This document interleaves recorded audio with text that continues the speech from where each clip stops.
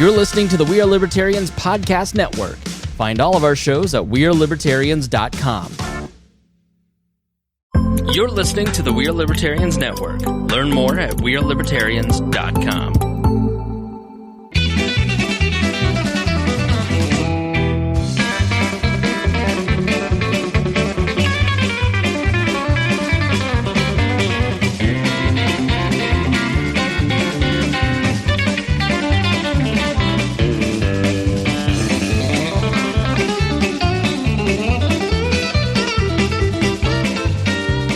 Welcome to the Boss Hog of Liberty podcast. This is episode number 347 of East Central's favorite podcast. Jeremiah Morrell, joined by executive video producer, audio engineer, and stand-up comic Zach Burcham, and my forever co-host, Mr. Dakota Davis. Today's episode features the three of us. This is a host-only show. Our guest canceled on us. I'm calling him out. Jeff Watterson. He canceled on us. Did he cancel or did he never commit? Actually, did he just slow play us expertly? You know what? He didn't actually cancel. NBC PR told me that he was unable to make it. And that's 100% the truth. But no, you got super awkward. No, but Jeff, because you got all cocky about knowing Jeff and being able to they don't know that I know Jeff. That's the funny thing. They're like, hey, let us know and we'll check back on availability. And I want to be like, I'll figure out the availability. But yeah, Jeff couldn't make it. Jeff thought we were doing Wednesday night. I will figure out the availability. I can figure out availability of Jeff. He's in my text threads. But then he ended up, even if it had been Wednesday, he could have made it. He is in the midst of sectionals for track and field season. They had a meet last night and they have another meet tonight. I mean, you may have to sit him down to explain to him that promoting his show is going to be important on East Central's favorite podcast if he wants to get that Boss Hog bump. I will say this, I'll give him this bit of promotion because if you follow him on Instagram, it's just been ramping up. So he is, and I will try and look it up because I think I know what it is off the top of my head. He is Watterson, WATTERSONJ. And you look him up, and he's been sharing all kinds of stuff. Like you tell that USA Network has been ramping up their coverage of the show. Basically, the USA Network's Instagram feed is Race to Survive New Zealand and WWE Wrestling. So you can tell the difference between the people when you see them. But Jeff's been getting some props there. I'm excited to watch it. I'm going to keep my YouTube and my Peacock subscription around for a little while just to make sure I can see it. At least until IndyCar has their divorce with the NBC folks. Although today our friend of the show, Marshall Pruitt, said that they haven't worked things out with Fox, so we don't know what's happening yet. This show is about our lives in rural Indiana. We're here to push your boundaries and make you think as individuals. Sometimes it'll provoke you, other times it'll make you laugh, but hopefully you'll always learn something new. If you are a patron, you learned what Dakota planted in his garden. Mm-hmm. Exactly how much money he's going to save on potatoes this year. Mm-hmm. And that one of the three of us absolutely refuses to put one of these orbs in our mouth. That is correct. And also, I did something with heads in my garage. What happens if you give $50 or more a month, Dakota? $50 or more a month, you get a shout out. You or your business gets a shout out at the front of every episode. Those folks. This month, we have a Sports Corner Newcastle. It's Sports Corner Varsity Outfitters, right? Sports Corner Varsity Outfitters in Newcastle, Indiana. We really appreciate them. They did 6 of my polo shirts this week. I picked them up for the day job. They look spectacular. You got one for spectacular every day of the work week, right? I brought in and one for when I spill coffee on it, so I can have it back up in the truck. He's like Tom Griswold. I bought myself some Cutter and Buck. Here's the thing. This is what I figured out, and this is why Sports Corner is great. Or Varsity Outfitters is great. I'm not a tiny guy. And when I go buy something through like an e-company store, I have a limit of here's the one polo shirt we have. And it'll go up to a certain size and it's like $85. I'm like, well, what if I don't like it? Yeah. Right. Yeah. So I went out and bought 6 Cutter and Buck polos that I like, that I wear on a daily basis. I'm like, they did very fair price. They time-tested and proven. Time, and they did a great job. So same thing. The Boss Hog shirts I'm wearing here on the show, my PFGs, and then the day job shirts, they did a great job. Who else do you have to say thank you to? But also have to say thank you to Mr. Anthony Meyer, A Different Breed Trucking. We appreciate him. And then also Mr. Jonathan Phillips, Andy Moore, Buick, and GMC in Fishers, Indiana. Go see him. Tell him that the Boss Hog of Liberty guys sent you. And he'll give us $100 check because of your referral. So, or just that he's going to do a really good job of taking care of you. Last week they got us in and out in no time with our service issue on the truck. Because modern technology can sometimes make you want to cry. You know, I actually heard today I was talking to a guy at work, a coworker of mine, and he has no idea my affiliation with John Phillips. And we were talking about where we get vehicles, and I said, yeah, we've been going to Andy Moore, Buick, and GMC the past few times that we've needed a vehicle. And he said, actually, the last time that I bought a vehicle, I went there, and I just had an issue with my truck. And they were super easy to work with, and I won't buy a vehicle from anywhere else. So, I mean, that is not an advertisement from me or from anyone else. That is a person just talking to me while our coffee brewed, you know? So they are great. And I appreciate John for always helping us out. When Zach buys himself a new vehicle in 20 years, because he's on a once-a-decade plan to buy a car, hopefully John hasn't retired yet by the time Zach's ready to buy it. Or he just sold the car and he'll sell it to me again later when it comes on trade. There you go. I drive old stuff. So we have been following this tipping story for years now. I'm sorry Mark Foltz isn't here yet, but late breaking news: Aaron Ewert. He did not get me a video of this, but he was out at the Indianapolis Motor Speedway today, and they have changed some vendors, Dakota. Uh-oh. And they've changed the way they do some things. So there's a new food vendor out at the track, and then there is a convenience store that's been set up that has hot items. So it's kind of like if you go to a Casey's General Store and they've got like their kitchen and they've got stuff that's ready to go, you can walk in, you grab what you want, and it's like going through a convenience store, but there's no clerk in this place. You can go to a regular counter, and they're raising money for new PAL band boosters or Columbus Catholics or whatever. I'm sure that's their official name. Columbus Catholics, the Catholics of Columbus, the Catholic Columbus League, whatever. Some organization comes in and they work, and they are now asking for gratuity there, and that's fine. You know, they reminded me when the gratuity thing came up. They said, "Hey, we're volunteers, but we are working for this whatever."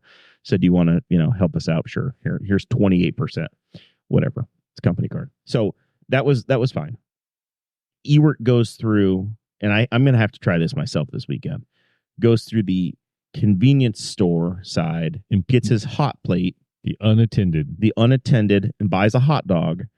And I swear to God, it asked him for a tip when he did self checkout. He is reporting this. Who does the tip go to? He did not see a human. I don't know. I mean, I have no idea. Maybe there's a kitchen person that's keeping that the it kitchen stocked. people that are keeping it stocked could get the tip. But if I would want confirmation. I would want to be able to like holler through one of the displays and say, "Is there somebody back there? Like, do you get this tip?" If I hit yes, and then if they'd be like, "I have no idea what you're talking about," I'd be like, "Roger Penske doesn't need my tip. He's worth a billionaire. He's worth like $3.8 billion. He doesn't need my find tip. His own people and stuck it in his other pocket just a week ago. I like Doug Bowles. He doesn't need my tip.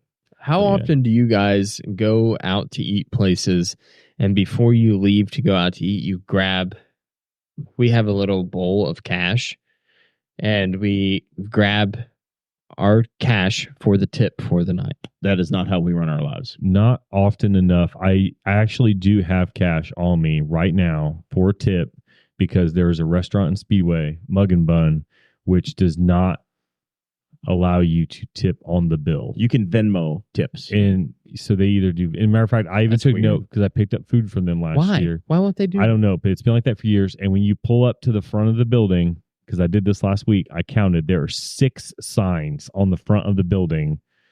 And this is an area about the size of the studio. Like just because all it is in there it's is a block building. It's just the kitchen is all it's in there. 6 different signs that tell you that it's cash tips only. Servers, and what some of them have done, and it even says the one like Cash App or Venmo, is that if they give you like the little pamphlet that they put your bill in for a credit card thing, they have their Cash App or their Venmo in there. so you can tip them that way. But yeah, they do not do it on the card. So I Weird. specifically will mention. Well, I thought to myself, oh, I'm going to be in Speedway. I need to grab cash for the mug and bun servers. So we do it often, and that it's awkward now because now there's places where the server comes and brings you a little device that said that you click, what percentage you want to tip while the server's standing there. And you have to go, oh, no. So then while the server's standing there watching me, they watch me hit no tip. Yeah. And then now it's like, And now they're going to think, oh, he thought it was awkward, so that's why he made his wife dig in the wallet and get some cash. Because he got caught. I always say like, oh, I'm clicking no tip, but it's because we're going to leave cash. We're going to show you some love. It's just, that's uncomfortable. But I like to give the servers cash. At least I like it. I think it's Because better. you want to help them embezzle. Well, and I've also seen people on paper slips write down cash tip on table That's what I do. to like direct this. So that way it's like, I think it's funny because it's really just you releasing yourself of like the guilt of not putting it on there, even though you're leaving a tip. But you're just like, hey, it's on the table. I just write cash really big in the tip where it says tip. You got to write gift, and then they don't have to pay taxes on it. So put in a card. Here's the other side of this conversation is that the track they got a new food vendor, and then in this grab and go, they introduced a menu item of the day. Interesting. So they have hot dogs, pretzels, nachos. yesterday they had boneless chicken wings. Huh. I did not try them. Today they had a buffalo chicken sandwich. Nice. And Chris Spangle, our syndicator, will not shut up about how good it was. See, He says it's a god tier sandwich. I heard somebody else during the weekend comment that they got something, and I don't remember what it was, and they said it was awful. I don't believe Chris. So pork tenderloin, the pork tenderloin sandwich had kind of gotten a following out there. But when they change vendors, a lot of people don't want to go to the effort of making a pork tenderloin from scratch. Mm-hmm. So they'll go get a frozen fritter, throw it in, and call it good. And the new vendor there has gone to a tenderloin that oilpressure.net has written and I shared it on my personal Facebook page earlier, a seething review of what has happened to the tenderloin out there. Oh no. Like, they keep changing vendors out there. Like, I don't keep track of. I've only bought food at the track like maybe 4 times ever. Because you bring it with you, or you have your camper. And I have a camper outside. And one time was a burger, and it was simply because I knew the group running that concession stand. I literally walked like a half a mile to go down this concession stand. And like one time, I know one of the vendors at one point tried to make everything too fancy. Like if you got bread tenderloin, it had like some kind of like weird salsa on or something like that. I'm like, this is Indiana. It's like lettuce, pickle, tomato, maybe. And for me on a tenderloin, I just really want mayonnaise, mustard. Mayonnaise. I just put ketchup on a tenderloin. That's all I put on there. I'm a mayo mustard guy. Maybe onion, maybe a tomato, but doesn't have to be. I don't need to be pretentious. I'll take cheese pretty simple. If you have Yeah, I mean tenderloins generally I think are beer. pretty simple sandwiches. So here's the question though: if you have the choice, are you going good or great pork tenderloin, good or great chicken sandwich? Chicken sandwich. That's the question. Buffalo chicken sandwich or any chicken Either sandwich? Buffalo chicken sandwich for me. I'd probably, if it was going to be good, tenderloin, because a tenderloin, if it's good and it's an Indiana tenderloin, it's going to be more food. And you can only get it here, right? Like the Indiana pork tenderloin is a local item. And like a good one, there's kind of 2 different types now. A fritter, and there's a battered. I don't hate on the fritter. I think the fritters are fine. I do too. The thin ones? It's the chicken just nugget. The thin, but they're just like pounded out and they're kind of consistent. But some of them are schnitzel. But that's why I kind of grew up with thinking that's what a bread tenderloin is. And now you go some places like Kai's. We're almost to the point now where you could do a tenderloin crawl in Newcastle. We've got a couple different places to have them. That's true. And now you get the legit ones where it's like a smaller chunk of meat, but it's like breaded, and those are great. That's as good as they get to me. Yeah. Marsh grocery stores used to make a fantastic one back in the day, at least in Muncie. Where Bill's Diner had a great one. Yeah. Bill's Diner one, though, was like that was a fritter. It was a fritter. Big. It was huge, and it was delicious. Super little. I like the one where you're like either breaking it in half and like folding it over, or you're like tearing off the chunks and like dipping it into Dipping that whatever in, condiments. You put the condiments that you Yep. put on it on the side. That's if you're what I listening like. from out of state, you don't understand. Oh my You need to come to Indiana and try a Tenderloin, but don't go to the Speedway and act like that's going to be the good It's one. been so long since I've had one. You guys are really making me want one. Mega Bun has it. Mega Bun is kind of fritter like, but it's like I said, to me that's like Pizza King versus other types of pizza. Pizza King is a different thing than other types of pizza to me. It's a totally different variant. It's a different concept. And Right. so to me, that's It's a- like there's yeah. two different concepts of tenderloin, and I'm okay with both of them. Yeah, I agree. And it's just like Pizza King pizza. I think I love Pizza King pizza, and I love real pizza too. if people know how ingrained it is in Hoosiers, I think my introduction to bread tenderloins was just school lunch. That Yeah, was just a school lunch item. yeah, that's true. And it was good. It was one of the good ones. So that's so you guys are going if you're going to a concession stand, is that your go-to, or like chicken tenders, chicken sandwich, breaded tenderloin, hamburger, hot dog? What are you going to grab off the standard concession menu? Nachos. I like a good burger, but like a chicken anything or an Indiana a tenderloin will give you everything you need to know about that establishment and whether or not you need to ever come back. That's love like it. a make or break. I love a good, cheap, steamed hot dog with a cheap bun that's been wrapped in aluminum foil. I love that Like a experience. torpedo dog. You want to spend Yep. $7 on 48 cents worth of food. No, like, because I'm thinking of like the Indians games where they got $1 hot dog night and they're just slinging those steamed dogs left and right. And $1 beer, $1 hot dog night at Indianapolis Indians. On the Can't beat inside, it. he's 92 years old. And then I also love nachos, just nachos with cheese and jalapenos. Yeah. Yeah. That's your concession stand stuff. Yeah, the tenderloin, if it's a good one, I'm going to go for it. Otherwise, that chicken basket, like the chicken finger basket, is solid. Well, normally is a decent deal because they toss some fries in. And you're like, this. yeah, that's I the don't feel like I'm advantage. getting ripped off. That's the advantage to the chicken tenders, and that's why we get that a lot. Is because it comes with fries, and it's like it might be $9. Everything else is. I mean, I think I looked at the menu yesterday. I'm like, were all the sandwiches about $10 to $14, and then the fries are an extra $6, and you can get the chicken tenders meal for like $13 with fries. So we get the one with fries. We're pulling up the oil pressure blog here. I do love George like Phillips. the very greasy concession stand fry. It's just a frozen French fry that some 17-year-old has thrown into a fryer that the oil's not been changed for 4 days. And then they take it out. They don't let it like drain or anything. It's just like going into a cup or something. Right into That's a great experience as you well. been to, So there- have you ever been to Mug and Bun?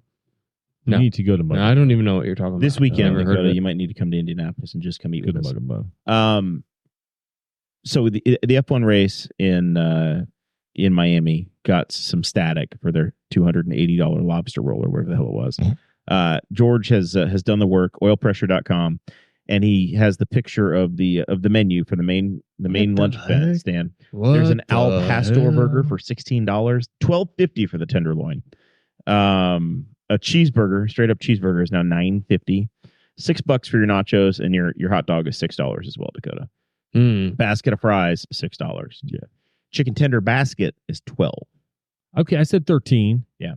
But yeah, so I was close. What's a short rib chili dog? Which part of it's made out of short rib? The chili, I would imagine. Hmm. That's got to be the chili sauce. Is that a hot? It sounds like a hot dog with a bone in it, which sounds disturbing. It's a bone-in hot dog. Get What's a stand in line, ladies. lunchbox for $8? I don't know. That's a very vague They term. do. to They throw on change. the menu. They've changed vendors so frequently They're also a Pepsi that location. you really don't know what you're getting until you walk up to check. Miller Lite and Pepsi. Yep. I feel like the tenderloin isn't. Oh, if it's decent, that's not a horrible deal for concession stand food at It's not. $14.50. But what is an Al Pastor burger? No idea. That should just be odd. called a track For $16. It's a brickyard dog. brickyard burger, track dog. Yeah, they gotta get all fancy. Sometimes the food gets simpler as you get out to the smaller concession stands, but that's the main one, probably Pagoda Plaza, and that's like the main concession stand for the. That's all. That's the one that's open if the track's open. Yeah, I love hot dogs. Like, do you guys just like regular hot dogs? Once in a while, I'll tolerate one. Once in a while, if I'm at home and there's like buns in the camper or in the house from the camper still, I'll dig some out. I air fry them. Oh yeah, and they get a little crust on them from air frying, and they're good. I will often do a brat, and my wife Sarah will do a hot dog. Is what will happen. I'm a little bit more. I like a brat too. I love brats once too. in a while, I just like I'll have. I like a hot dog spread. I'm gonna put mayonnaise on this one. I'm gonna put relish and mustard on this one. I'm gonna put ketchup. He's and doing a mustard on flight this one. of hot dogs. Yeah, I love a good. Sorry guys, I we're gonna love have to hot stop the show and walk over to the tap house. It's just too We much really hot dog talk. That's tonight. why it's like everyone. There were people who were talking about the tap house and like they're just gonna have hot dogs to eat, and I was like, hell yeah, baby, they're gonna have hot dogs to eat. Let's go. That's it. I tried to even get a hold of them. So Ron Milford, gas or charcoal. I have both. Yeah, for cooking, whichever one. If I'm in a hurry, gas grill. His charcoal air fryer. Yeah, air fryer though. Air fryer. I'll tell you what though, air fryer. If you haven't done a hot dog in air fryers, man, we use ours all the time. Hot dogs, it does a good job, and it's still though the best thing is reheated pizza. I enjoy the convenience of the gas, but the charcoal does a better job. It's a commitment. Pizza. And sausages. Over the weekend, really good for sausage. There was a lot of rain at the speedway and some wind, and there was a fatality. My flagpole died. We set up camp, and very often people know to look for the Spanish flag we fly. And I came back from the race, and the 35 mile an hour winds had snapped our flagpole. Dakota. It was gone. It was gone. So I hurried up and I ordered a new one, and I wanted to find a deal on a flagpole. And for like $50 or $60, I bought one. Came from a vendor up in northern Indiana. And the instructions were to how to put it in the ground, like to concrete it in. And I don't have the confidence I'm going to get the same spot every weekend, so I'm not going to pour a concrete pad for my flagpole. That'd be a flex. I figured permanently modify the campsite at IMS. Yeah, but I found one, and I think I found a way to get it rigged up. But a 20-foot tall flagpole is much larger than I anticipated. Yeah. So we are going to have a 20-foot flagpole out at the track tomorrow. I've been pricing flagpoles recently, actually, because I had one on a walnut tree in front of my house, and it snapped during a storm. So, been thinking about getting like a real legit one. Race weekend. They're not cheap here. Some legit. I know. You could spend $300. Yeah, there's somebody in lot 6 that has one, and I think it starts out probably 3.5 to 4 inches in diameter at the bottom, and it works its way up. And it's the kind that's got the golden eagle at the top, and this is a temporary one that premium. they bring in. Yes, they bring in for the weekend. And these are the same people that bring in like multiple canopies. They have their bar is about 15 feet long. Like they have 2 tables and just coolers and just all the booze. And one year it rained a bunch, and they brought in a truckload of mulch, and they mulched their site so to cover the mud up. Wow. For the weekend. That is insane. For the weekend. Now, Ron Milford's in the chat, and he's saying charcoal only here, and I agree with that. My preference is charcoal, but once in a while I just need to fire it up and get it done quick. All right. If it's a weeknight, I have both in the camper and both on my back porch. We've been using that Blackstone like exclusively recently. Yeah, for the simplicity in our camper, and plus I know I've got Zach and his charcoal. This year I've just been setting up the Blackstone. But I was firing up my Blackstone, and Zach's like, I grilled something an hour ago and it's still hot, so I just threw my brats on his grill this last week. Yeah, my Weber chimney carries almost too much charcoal to load my Smoky Joe, my little tiny Weber grill, and so it'll run for. I think like one time 3 people might have made food on it. Like it. Do you like your little Smoky Joe? Yeah, Jeremiah had one first. I was like, you know what? Because a lot of times it's just for the 4 of us. That's all I need. I was carrying on this big one that I had to collapse down and stuff. I'm like, and so I'll probably bring the big one to the 500 because we'll have more people potentially. But yeah, like it just can sit next to the bed in the camper. Doesn't take up any room. And I used to carry a different grill. I carried my Smoky Joe, but I had a different camper, and now it won't fit through the pass through and to sit in the place that it belonged. And now we carry a little a portable fire pit with us, and that takes the spot in the truck bed that the Smoky Joe would. So it just hasn't made the trip this year. Eventually it will. So all right, that was story number 3. this is one, Dakota. I just want you to ask Zach about this. This is going to be put a quarter in and see what happens. Zach, you got a problem with some makeup? No. Okay. He was triggered over cosmetics. No, I'll be honest. This is not totally rational. I'll admit that. But Catherine Legg, amazing driver, super excited. She's back at the 500. She's not had great opportunities ever, and this is one of her better opportunities, but she's there. Her sponsor is Elf Cosmetics. Okay. Which is great. She is not the fixiest person in the paddock. So eyes, lips, face. Yeah. That's the part that triggers me. Is that that's what it stands for? I didn't know. I've never heard of the company. But down on the side pod of her car says eyes, lips, face. And what that reminds me of, and somebody is gonna know what I'm talking about, is there's an entire generation of women that tried to teach their daughters that you could not leave your house without put your face on. Have your makeup on, because there's no way you're going to get yourself a satisfactory man unless you put makeup on. And that triggers that part of my brain in remembering those people. And so you'll never get a good man. So I'm it's just like, yeah. So I know people that were like that. They're like, you need to put your face on. Like, how you're not going to go out looking like that. I'm like, yeah, like they're fine. And so it's a different world out there today, though. But that part just triggers me because for some reason it reads to me like a checklist. Have you put on your eye makeup? Have you done your lipstick? Have you done the rest of your face? And like, so that part, yeah. And like I said, and she's just a good driver. I don't think of her as like a woman driver or something. She should also be able to, if she wanted to, get on the sponsor. So she's had she likes Elf. She's Elf around a year or two.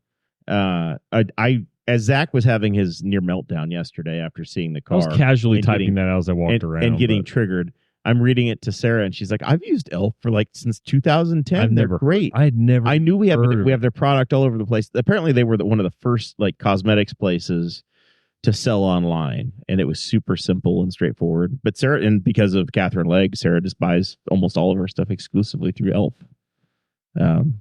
I thought it was great in the discussion that it was irrational. Logic was partially rational and just like tying it to a specific memory and type of thing. So, but yeah, the car is pink. There were a bunch of drivers or mechanics on the car that had gone with pink hair for the weekend. Oh, I know, because one of them, I saw him doing something on the car, and I was like, oh, they have a female driver or female mechanic, and I saw him walking around like, nope. That's a guy. He just has long pink. He has like shoulder length pink there. Yeah. So yeah, it's fun. It's always fun seeing what the sponsors are out there and who they are and what they're doing. There's some random companies that make no sense to you at all. And you go, how in the hell are they? And then with the pink cars, there's 4 pink cars of various shades of and amounts of pink. And so then I'm always looking to say who's got the pink sidewall tires, because Firestone made a set of pink sidewall tires that are so old now that they only use them for rolling in out of the garage area to the pit lane. And I believe that Meyer Shank has them because I saw them on a car. Speaking of new companies and new things, Jeremiah, you've got new shoes written on the show notes. I do. And when I bought my running shoes, he had no idea what the brand was. He'd never even heard of them before. 361. Do you remember that, Zach? Yeah. Yeah, I don't remember. Are you due for a new one yet? I'm a little over 500 miles. When do usually swap for a new pair of shoes? 500 miles. So this is that why my calves have been hurting bad? I'm chalking it up to running around with these freaking toddlers playing soccer every Tuesday and Thursday. Normal's 250 to 400. So I get 500 out of a pair, but I obliterate mine. Mine are really done already. So mine aren't in bad shape. After doing, 10,000 steps one day and 15,000 another at the track over a 3 or 4 day period of time, I came home and I had a blister on my foot, and I said, I'm not going to do this anymore. So I'm like, all right, I'm going to try. I'm going to go down to the local shoe store down by our Kroger and see what they've got.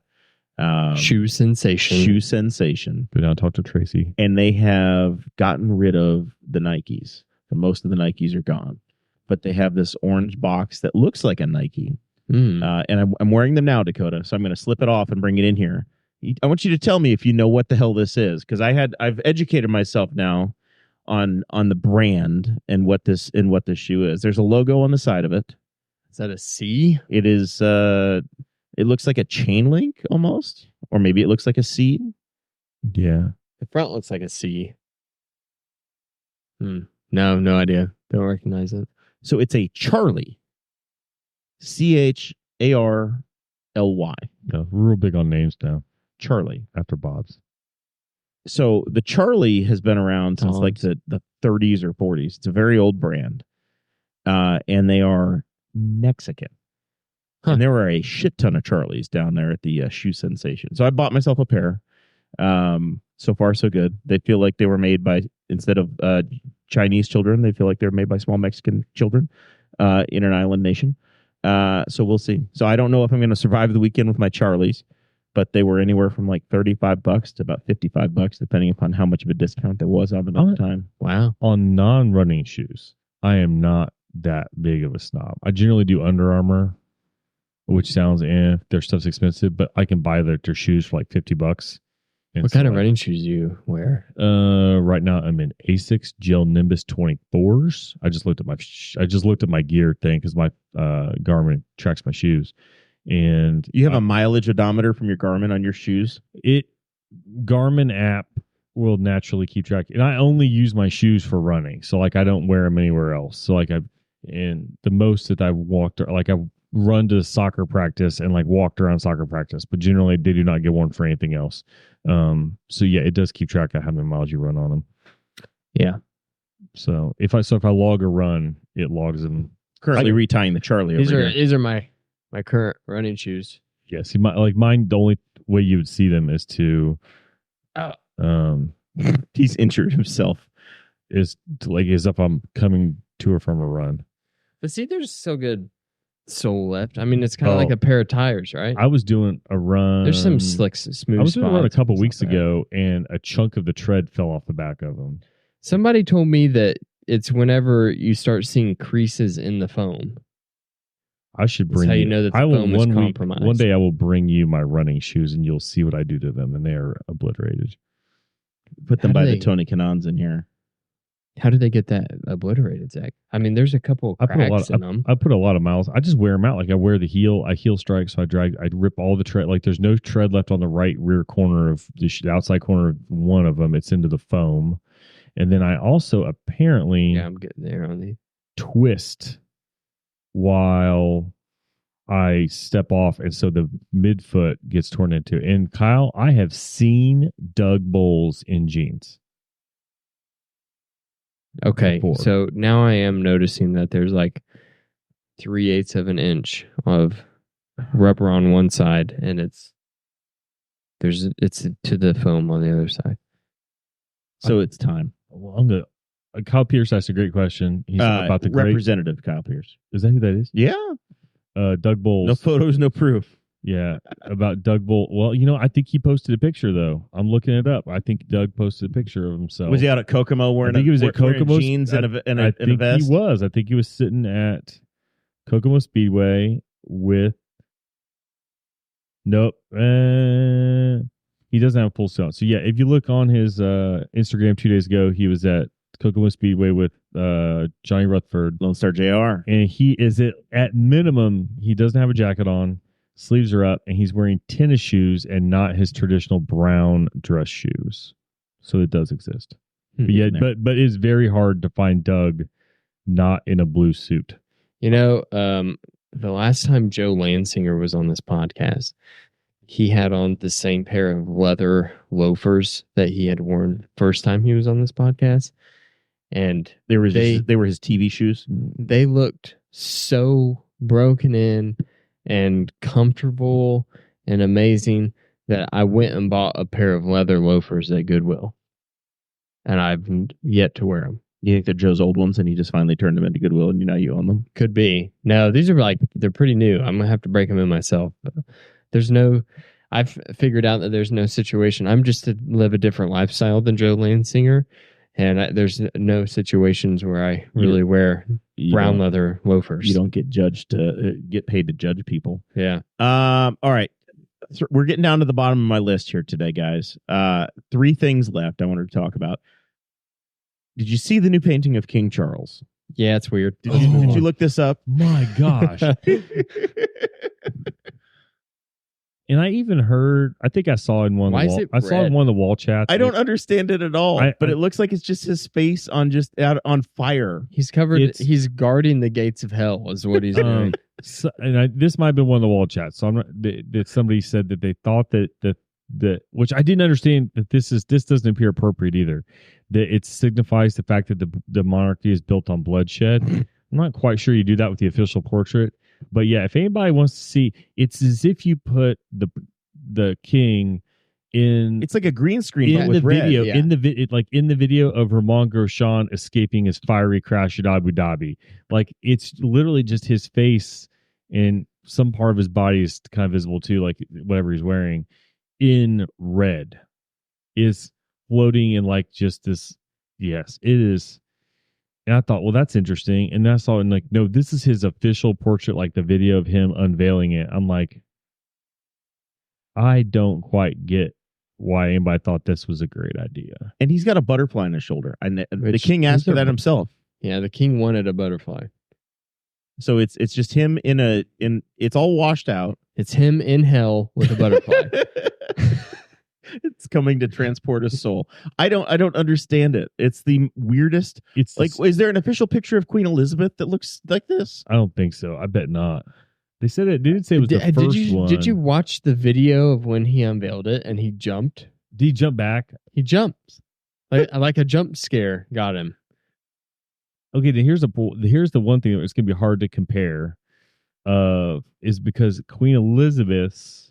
She has like 10,000 official portraits. No, well, her first official portrait would have been in 1950. yeah, in like 70 years ago.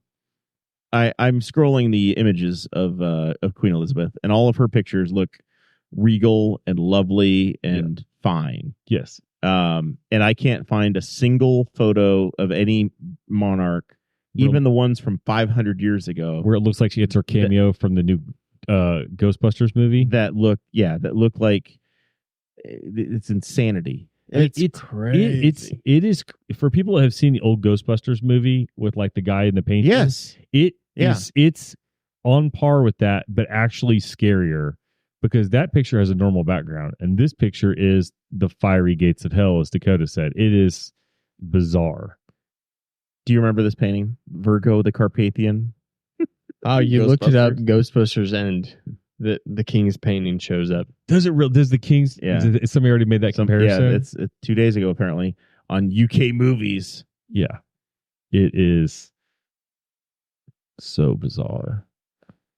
Yeah, I saw it today and I just thought, what in the hell? And I don't question it as an official portrait or as a portrait.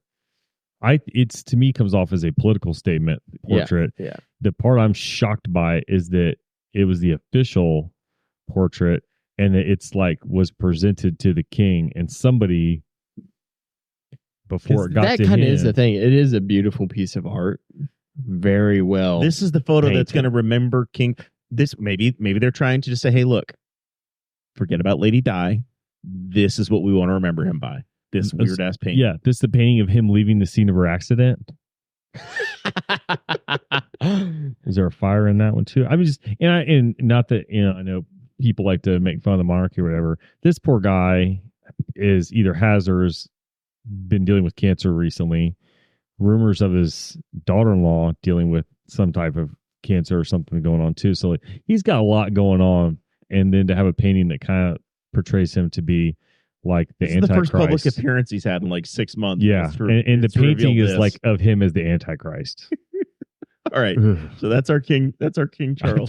I'd forgotten about that. That was a little bit of local news. You got anything else controversial for us? Just one more little thing here. I spent some time on the park board at Memorial Park, right? You guys remember this era of my existence. And there's a lot of monuments out there that people don't remember or don't even know are there. And I think that they have determined that the best way to make sure people remember that there's a monument out there is to relocate it. So to a parking lot. So there are two cannons out there. To a parking lot. There's the cannon that got restored and gets fired at major events that sits on the hill between the pond and the 4-H barns. And then there's another one that was in probably one of the most inaccessible locations in the history of the park, where you had to walk all the way around Goodwin Lake to get to it, and nobody knew it was there. The park picked it up, took it, and they brought it to the site of the legendary Doughboy statue, and they placed it. Fine, sure, okay. It didn't bother me, but okay. But apparently, there's a lot of people on the interwebs that are taking offense to the orientation of the cannon, Dakota. Okay, so I was full on board with the moving of the Doughboy. I love his location now. I think that it looks great, surrounded by the flags, especially greeting the people as they come to the Veterans Museum. And I gotta admit, putting a German cannon facing, it's pointed right at him. What the heck is going on with that, dude? Why isn't it pointed away? You know, why is it pointed directly at the Doughboy's head? I do have some questions about the orientation of the cannon. That's, if you want to put it there, fine. Turn whatever. it around. But pointed at the dude's head, it's like it was made to cause controversy. So I couldn't have come up with a better way to stir the pot with the Doughboy. Somebody was chuckling as they placed pointing a German cannon at his head.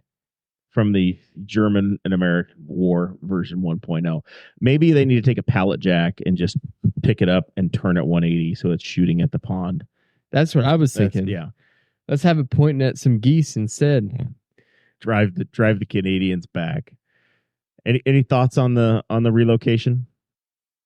No, like, I do wonder why they just keep moving stuff. I actually remember. I think I remember that cannon because I was out there for a sporting event, and the sporting event actually went over to that part of the park, and I was like, "Oh, this is over here." So yeah, it's a side of the park that nobody ever goes, or a side of a pond that nobody really goes over to.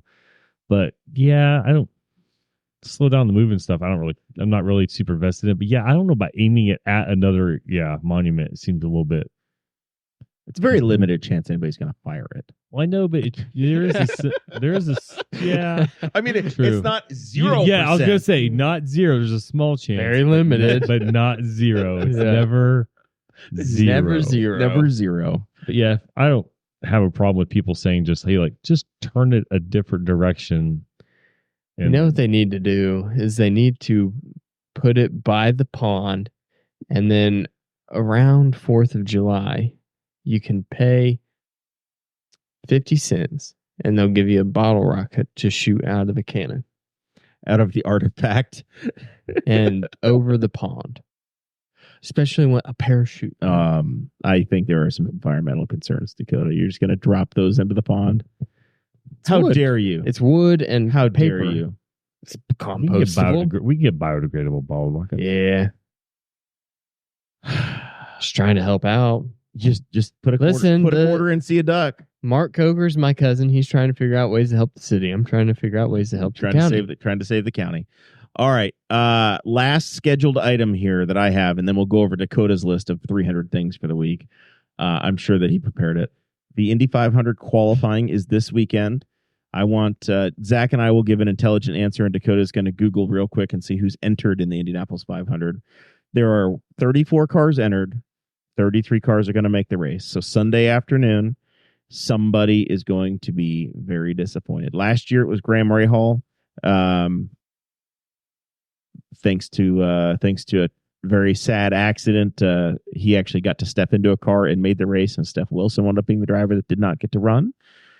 So Zach, I want to hear your logic and who you think is going to be the odd car left out of the race this week. I don't have much logic. I think Dale Coyne's going to struggle a bit because they've lost a bunch of their engineering talent. So they've got Nolan Siegel and they have Catherine Legg. Yeah. Catherine Legg is the one who was blamed for triggering the accident last year that knocked out Steph Wilson. But that's not actually who I think is going to miss it. I think it's going to be Stingray Robb. Stingray Robb. I think the good the pray.com/animal hospital Chevrolet. Yeah, which I did not realize that was his car till yesterday. I was like, that's his car. New sponsorship, yeah. I think he lacks the shortage of self-preservation to do what it might take to qualify. I think like when you get to, I think he'll be in the If last. he's in the last row shootout, the memes of Stingray Oh yeah, first of all, the memes are going to be unbelievable. The memes will be spectacular, but I just don't. And I've ridden in a car with Stingray Rob. He gave me a ride around the road course, and he was fun, but he just seems to lack that. Like I'm going to do whatever. Like last year, Jack Harvey bumped his boss's son, and actually in some form or fashion, one of his bosses, out of the race. And I think you have to be you have to have like a bit of a stone cold killer attitude for that. And I just don't think that when it comes down to it, the Stingray's got it. He's also been at the bottom of the speed charts the last couple of days too. So yeah, the Foyt cars have the Foyt cars are struggling. I think that Ferrucci will come around.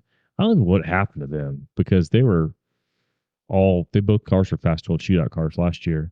But yeah, I think it'll be Stingray Rob. Dakota, do you have a name for me? Yeah, Catherine Legg. She's not going to make it, I don't think. You think the one lady's going to miss the race? You sexist jerk. She's a great driver. She just hadn't had many great opportunities. And I think Coyne's a little. I think that's a very fair pick, to be honest. I mean, yeah. Is it really? It's yeah, it's a very fair pick. She's run the last 2 years, but I think that this is her third or fourth time. I think the only reason I picked her is the last time was like I'm pretty 10 sure years that ago. I used her. She was my dark horse pick last year. She is, and she came in. She was last. She was last place. Yeah. Yeah. So that's why she's one of those people that kind of got lost in the cart shuffle. She might just be entirely enamored by the Portrait of the King because she is a British subject. She has 3 starts in the Indy 500.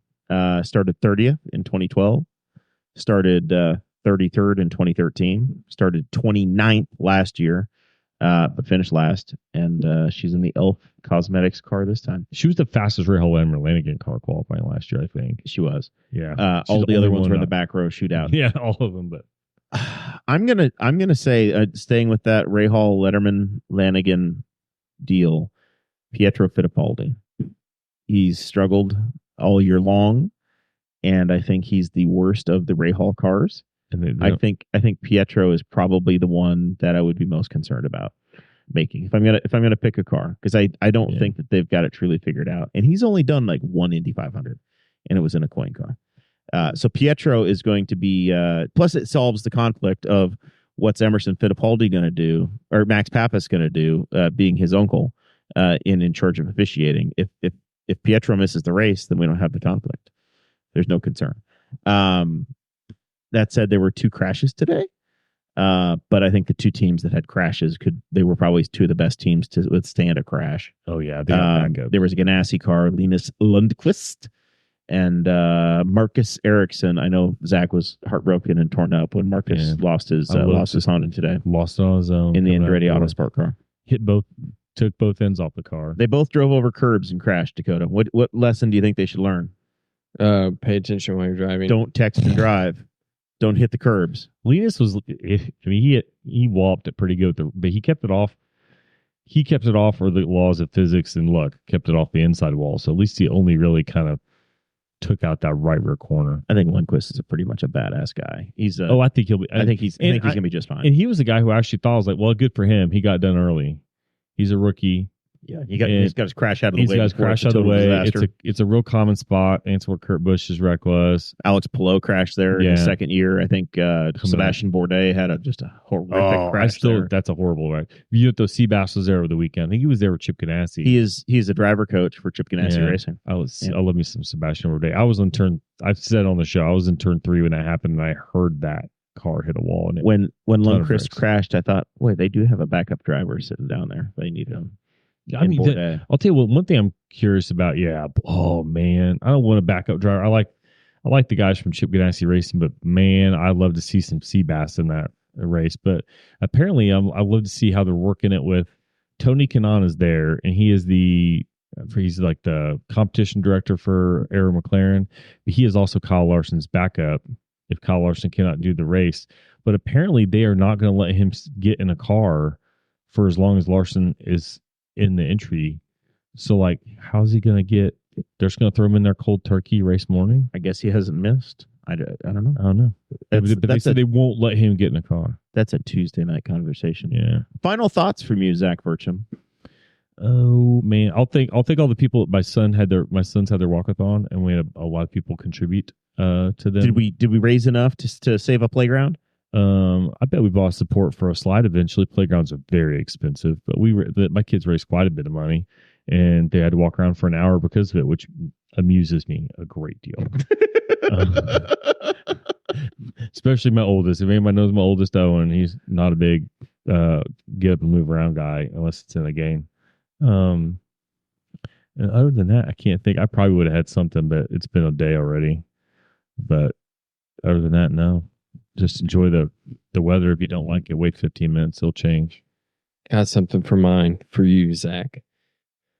This is my 9th week following a Hal Higdon half marathon training plan, 12-week plan. I'm doing 2 12-week plans to lead up to the September race. Why in a half marathon plan am I doing so much speed work? How much speed work has he got you doing? It's 2 days of speed work. And one day is either hill sprints or interval sprints. And then the next day is either a fartlek or a tempo. And then what? A fartlek. Fartleks are great. Fartleks are... Love a fartlek more than a tempo. They're back to back. But are they back to back days? No, Tuesday is Tuesday, Thursday. Yeah, Tuesday, Thursday, and then long run Saturday. That's pretty normal. And then I'm lifting Monday, Wednesday, and Friday. But my legs, man, I bet they are, especially if you're lifting. They're hurting, and I think it's because of the soccer games are Tuesdays and Thursdays. Those are also the running days. So you're worn out. But why? But I don't know. I still don't. That's okay. I understand my legs are going to be sore. Whatever. Deal with it. But it's a half marathon, dude. Why am I doing so many freaking speed work? That's how you do it. I'm on that note. I am doing I decided I'm going to try. Garmin does training plans, and I'm doing a 5K training plan. And I just started this last week because last week was a recovery week, and I didn't want to start. Although this week's only got me doing like 11 or 12 miles, so I should have started it last week, but I was recovering. So now when I start my run, my watch tells me what to do, and it'll be interesting to see how that goes. Because so far it's gonna be hill sprints, tempos, and then no fartleks though. Fartleks are great for people that don't know. Fartlek, one, funniest word in running, and probably in all of sport. And a fartlek is simply random intervals of an undetermined length or time in the middle of your run. Right. So you just in the middle of your run, you run like, oh, there's a telephone pole. I'm going to run fast between these 2 telephone poles. And then the next time might be 2 telephone poles. Yeah. Until I get to that road, I'm going to go. It's unstructured speed work inside of another run, but it's a great word. And fartlek. Yeah. We used to run with a guy who would stop and tie his shoe all the time. And we would speed up, make him chase us to catch up because he always used to shoot. And we called it, his name was Rusty. So we call it the Rusty Fartlek. It's funny. That's good. So, yeah. Yeah, my wife said that the fartleks are way better when you're with people because then you're like pushing each other and just making it like trying to make the other person miserable. Yeah. Well, then in Newcastle, some friends, Jeff was involved in this too. And another friend of ours and his son, we ran into one of those speed trap signs, like to tell you how fast you're going. Mm-hmm. Those are a built-in fartlek because nobody can just run by those without going faster. That's true. So it's been weird because your strength training is going to make it even more difficult because you're not recovering on your recovery days. It's if you do legs. Yeah, and I had to cut, so I did cut back when soccer started, and then last week I just took off of my long run on Saturday. My legs were feeling so beat up, and I knew that we were going on a long hike as a family for Mother's Day. And I was like, yeah, that's just going to have to be it for today. Because, dude, my calves are killing me. Check the shoes. Before you finish your final thoughts, Dakota. That's it. That's all I had. I wanted to gripe and complain. I think it's appropriate for you to do some apologizing for last week's show. We had about a 2-minute period of time where there were 2 absolute knockout accidents. There's one where you killed a woman. Yeah, I said the wrong woman was dead. who won her, who in fact She did. The dead woman did win. She did I win. was going to say the dead woman did win, though. And secondly, I believe that you declared that there was a tornado in Middletown as well on the show, which seemed to have been erroneous. There was a radar. I said radar indicated tornado. I'll be honest. At the time, I pulled up my phone and there was a light green cell over Milltown and it didn't have anything else around it. It was just it was the backside of the storm. There might have been at one point. Whenever I said that, it said radar. I did clarify. We're going to have to check the tape. Radar indicated, but yeah. The same episode in which Betsy Mills told us that we were the news. Yeah. You're living up to the expectations of the rest of the media world. That's right. I said in our group chat that I was just doing my best to apply for a job at MSNBC. I'm gonna thank him again on the show because I know that's where we for Travis White for getting the campaign results on Facebook, and he also sent them to me in chat. I told him I would give him credits. Travis White of the Courier Times got us. He was very nice to give us to help get us the campaign information very quickly. Yep. And in our continuing our Travis Vike Love Fest, my final thought here is that I know he is very much involved with the Geyer Opera House. And they, I don't know why they always schedule their big event for Memorial Day weekend, because there's Jack's Donuts to eat and there are race cars to watch. But they are having a Memorial Day weekend down at the Geyer. They have the Odd Couple that's going to be happening. So they're doing a comedy down there. And I think it's like a Friday, Saturday, Sunday opportunity, or Sunday, Saturday opportunity, Memorial Day weekend. So check it out. It's really cool that Louisville, Indiana has continued to have a theater that's there, and some cool stuff. So don't take 103 from Newcastle, but you can't get there. Yeah. You should probably take the chopper. With that, thank you guys so very much for being a part of the show tonight. We will not be back on Thursday. Because we don't live here in May. You're going to get a very special racing episode of the Boss Hog of Liberty. It's the cast of characters. I think it'll be our 6th or 7th year we've done this, and we continue to add to the number of faces. We got Forrest Plank coming in. We got Mike and even our favorite McCown, Blake McCown, are coming in. Zach will be here, and unless Dakota can find a different producer, Dakota will be hiding behind the mic. It sounds like you've got all of the chairs already occupied. There's 4 chairs around the table, and then Zach's chair right here. You'll be okay. What do you need me for? You got to produce it. This is Zach's on camera episode. He has to lead us in the nerdery. All right, with that, I'll let Zach just. We'll see you next Tuesday.